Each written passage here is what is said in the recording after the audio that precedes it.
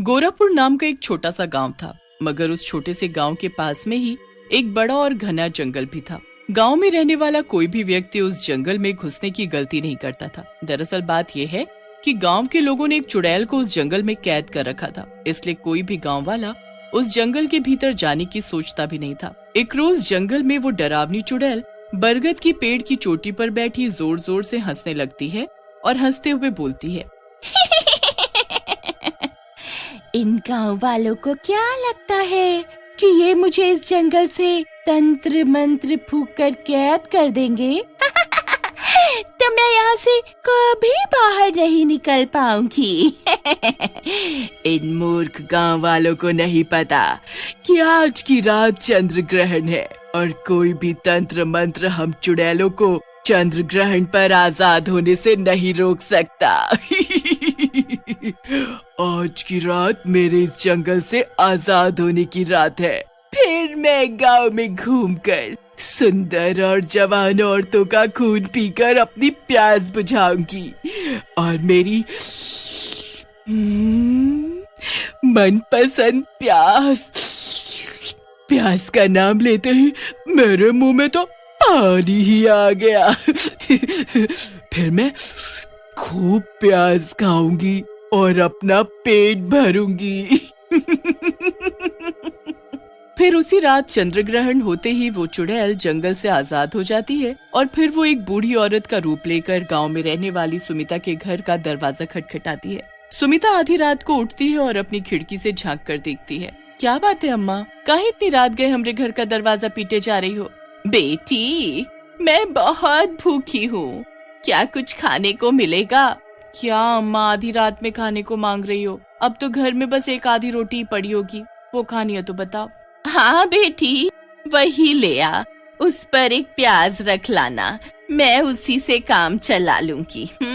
फिर सुमिता उस बूढ़ी औरत को रोटी पर प्याज रख कर देती है कि तभी वो बूढ़ी औरत चुड़ैल के रूप में बदल जाती है और सुमिता से प्याज छीन कर खा जाती है। सुमिता चुड़ैल को देखकर कुछ बोल पाती है उससे पहले ही चुड़ैल सुमिता की गर्दन पर काटकर उसका सारा खून पी जाती है। सुमिता के शरीर से सारा खून खत्म होने से सुमिता तुरंत अपना दम तोड़ देती है। कितने सालों बाद मुझे अपनी मनपसंद प्याज खाने को मिली है और मीठा मीठा खून पीने को मिला है। मजा ही आ गया। ऐसे बोलकर चुड़ैल वहाँ से चली जाती है। जब सुबह होती है तो सुमिता का पति चेतन अपने घर के बाहर सुमिता को मरा पड़ा देखकर चौंक जाता है और जोर जोर से रोने लगता है। सुमिता के यूं अचानक से मर जाने से चेतन को बहुत दुख होता है। अगली रात चुड़ैल फिर से एक बूढ़ी औरत का रूप लेती है और गांव में रहने वाली मोहिनी के घर का दरवाजा खटखटाने लगती है।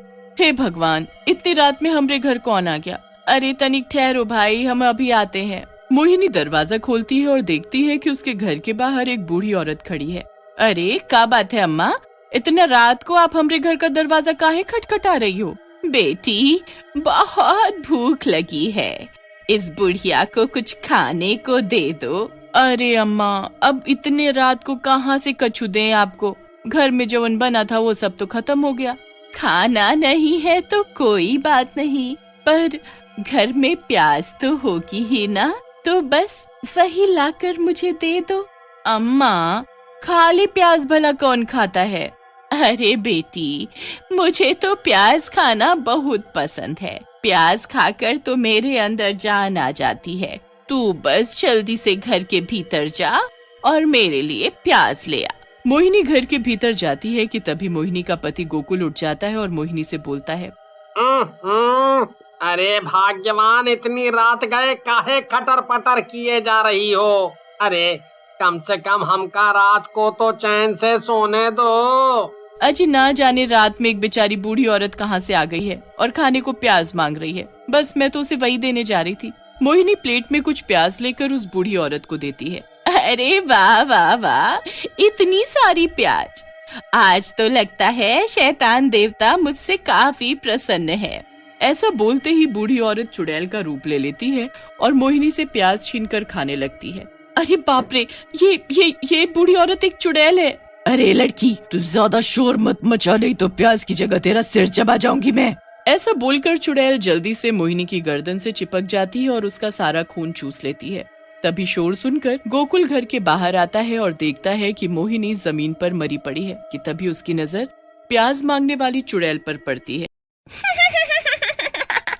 मानना पड़ेगा, तेरे घर की प्याज खाकर तो मेरे तन बदन में चुस्ती फुर्ती आ गई और तेरी पत्नी का खून पीकर मजा ही आ गया।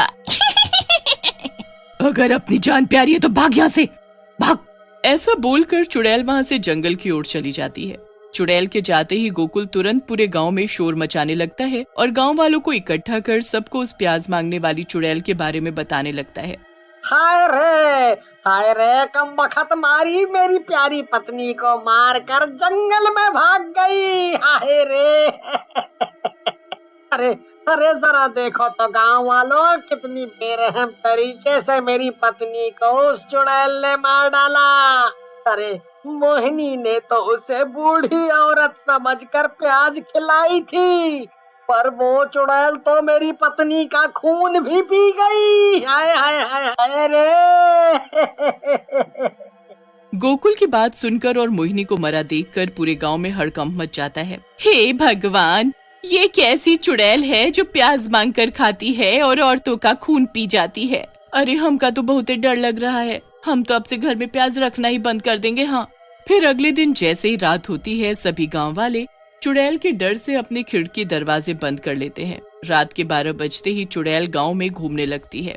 रोज रात को प्याज खाने से मेरे शरीर में बहुत ताकत आ गई है।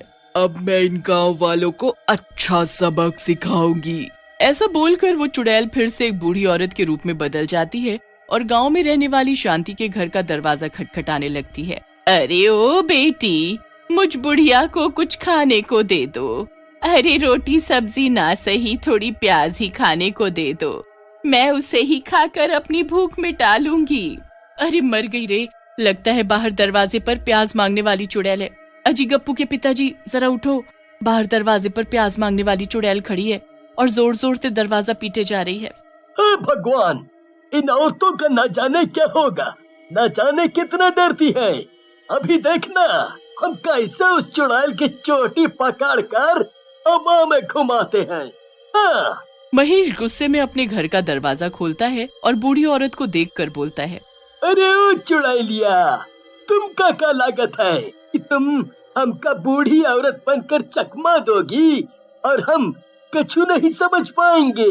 आज तुम देखो हम कैसे तुम्हें सबक सिखावत है।